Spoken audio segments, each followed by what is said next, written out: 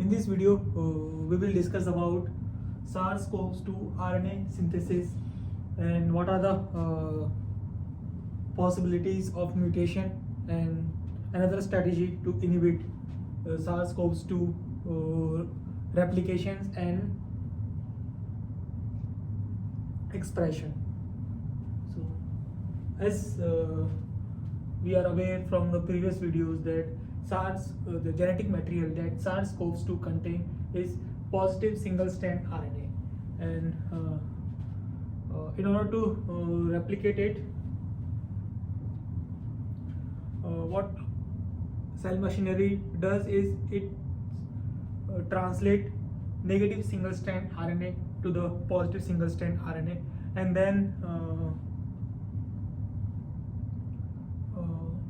convert this positive single-strand RNA and convert or translate this positive single-strand RNA to the final sets of protein that is encoded in the genetic material or this RNA sequence. So, in order to replicate SARS-CoV-2 virus, the strategy that been used by SARS-CoV-2 is first create a negative single-strand RNA.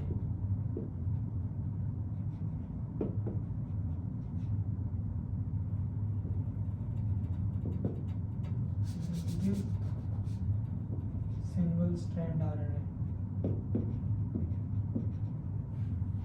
So how this is not a usual process, as RNA synthesis occurs from 5' to 3'. It reads the it reads the RNA translation occurs. It reads the RNA from 5' to 3'. So the positive single-strand RNA first need to convert into negative single-strand RNA.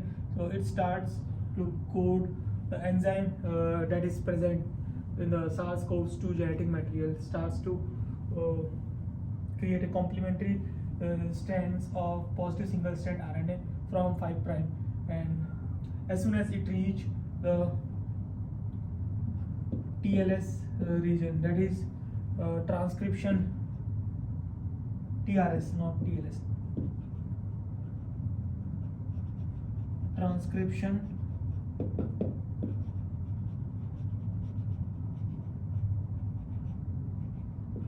regulatory sequence.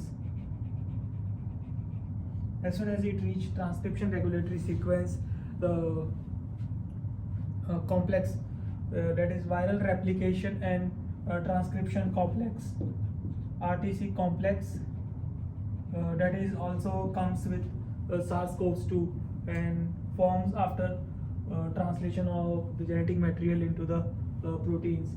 So this RTC complex inhibits the complementary strand formation of positive single-strand RNA when the enzyme reaches TRS region. When enzyme reaches the sequence of TRS. So what happens in that case is that the TRS regions, there are several TRS regions that exist in the body.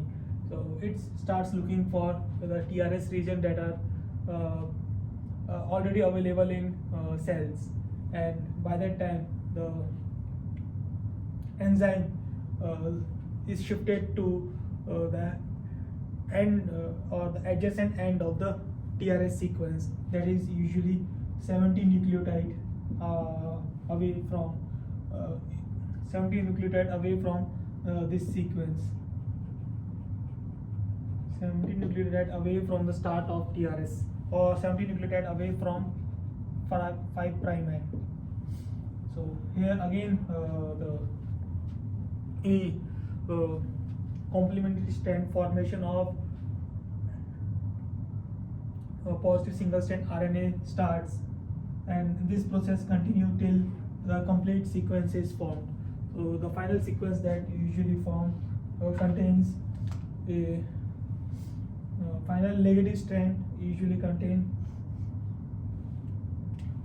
this complementary strand that is converted by the enzyme, at the same time TRS sequence from the human or the cell machinery.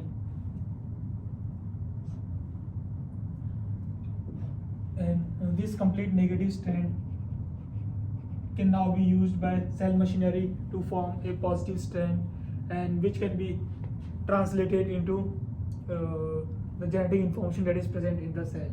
So this kind of TLS sequence are the possible site for mutation. In case some different TRS sequence or some longer TRS sequence or small TRS sequence added into the can be added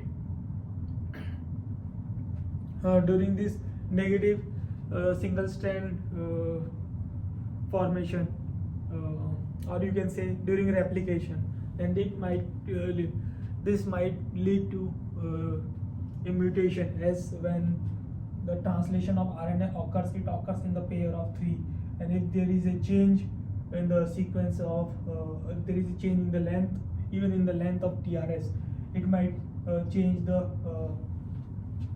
further secretion of the further translation of the proteins. So this might lead to different mutation of SARS-CoV2. So this is how the RNA synthesis occurs and how the replication occurs when SARS-CoV2 enters inside the cell. So in this we need to understand that, as we have known that there are non-structural proteins that are coded in the positive single strand RNA. One of the important non-structural protein is NSP12.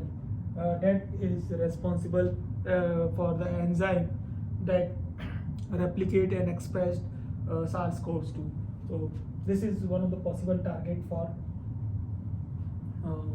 inhibition of SARS-CoV2, and remdesivir also used to target this kind of remdesivir is actually targeting this NSP protein. However, the problem in this case is that when remdesivir attack or when remdesivir affect this translation of NSP12 protein, it usually other viruses, it stop the translation immediately, but in this case it stop the translation after the three sequence are coded after its attack. So it delays, in case of remdesivir, it delays to stop the translation.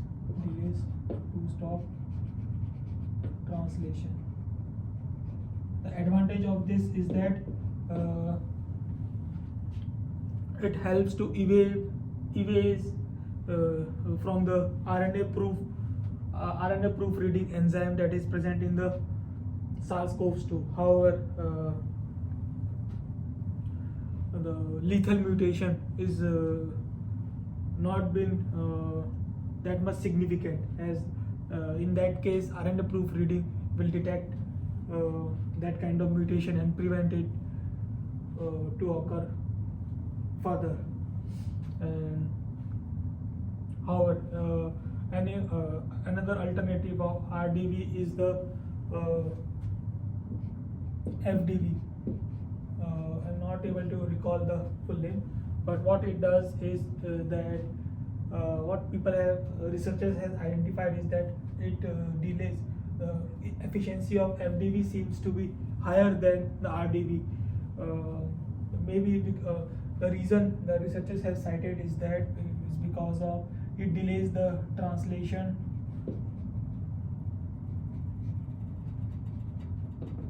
it delays the translation. It can create lethal mutation,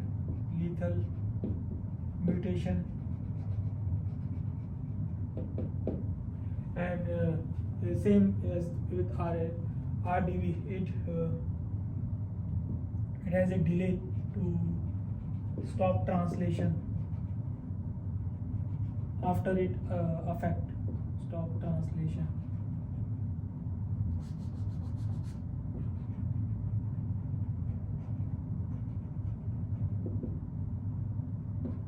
After it affects the SARS-CoV2 RNA synthesis.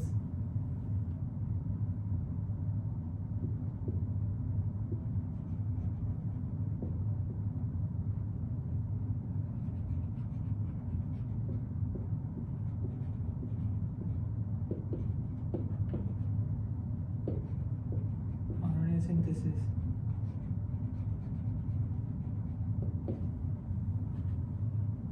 So, and the basic mechanism by which RDV affects the RNA translation, RDV or FDV, RDV affects the RNA translation is that it creates a steric hindrance for the enzyme it creates a steric hindrance for the enzyme that is converting the positive strands to the negative strands, and because of this the translocation of the enzyme from one place to another place gets affected. However, the efficiency of RDV doesn't seems to be that high, or it is limited, whereas FDV has a higher efficiency.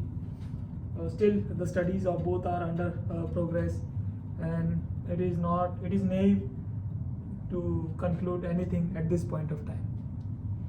Thank you.